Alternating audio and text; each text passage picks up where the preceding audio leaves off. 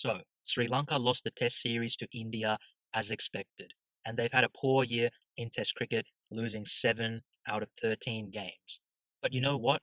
There's been enough doom and gloom surrounding Sri Lanka cricket this year. It's time for some optimism.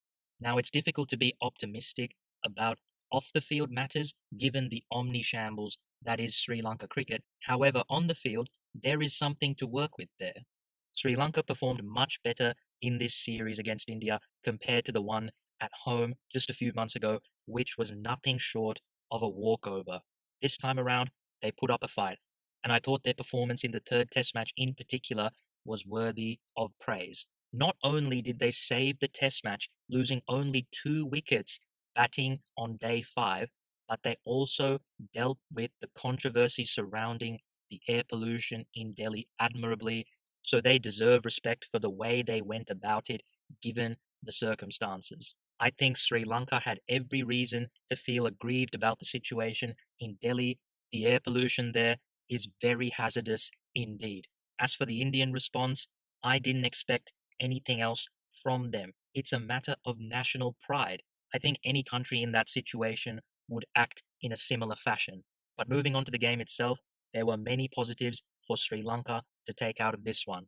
Dinesh Chandimal made his highest score in Test cricket. He has become the rock of this batting lineup, has made over 1,000 runs this year in Test cricket, and most importantly, it looks like Sri Lanka may have finally ended the captaincy merry-go-round, at least in the Test format. Angelo Matthews, coming into this game, hadn't scored a Test century in his last 36 innings, averaging 27.8 in that period. Finally, he made a century for the first time since August 2015 against the same opposition, funnily enough. Angelo Matthews returning to form is pivotal to the fortunes of this Sri Lankan team. He's their most experienced batsman, and if they're to get back to where they want to be, Angelo Matthews is going to be a big part of that.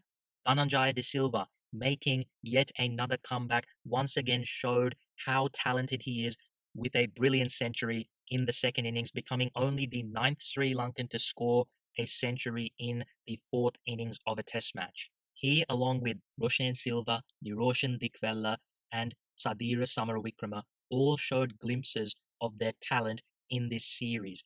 Now the selectors need to show patience with them and allow them to mature at this level, because we know the gulf in quality between Sri Lankan first-class cricket and Test cricket is substantial, and as such, players need time to develop at this level. And of course, there's Dimuth Karunaratne. While he had a quiet series, he, like Dinesh Chandimal, scored over 1,000 runs this year in Test cricket, and he has cemented his place in the team going forward. And what about Kusal Mendis, Kusal Pereira, and Asela Gunaratne? You would think that those three players would come back into the reckoning for Bangladesh. So all of a sudden, Sri Lanka have the makings of a good batting lineup. The talent is there. It's just about creating the right environment for the players to grow and start to show consistency at the Test level. Now let's look at the bowling attack. Dilruwan Pereira isn't good enough to be the leader of the spin attack. However, he's a good foil to Rangana Hera, and what's more, he is a good lower order batsman who makes a fragile tail look a lot sturdier. He is a valuable asset to this team. Lakshan Sandakan, his wicket-taking potential is clear.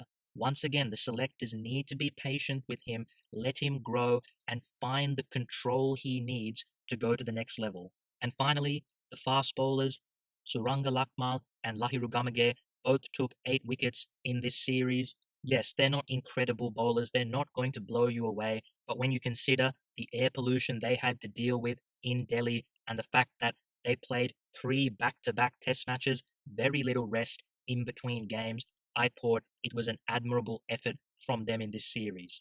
And what's more, Dhammika Prasad, Shaminda Eranga, Nuwan Pradeep, Dushmantha Chamira, Lahiru Kumara, these are all fast bowlers that could make an impact in the next few years for Sri Lanka. There are fast bowlers around.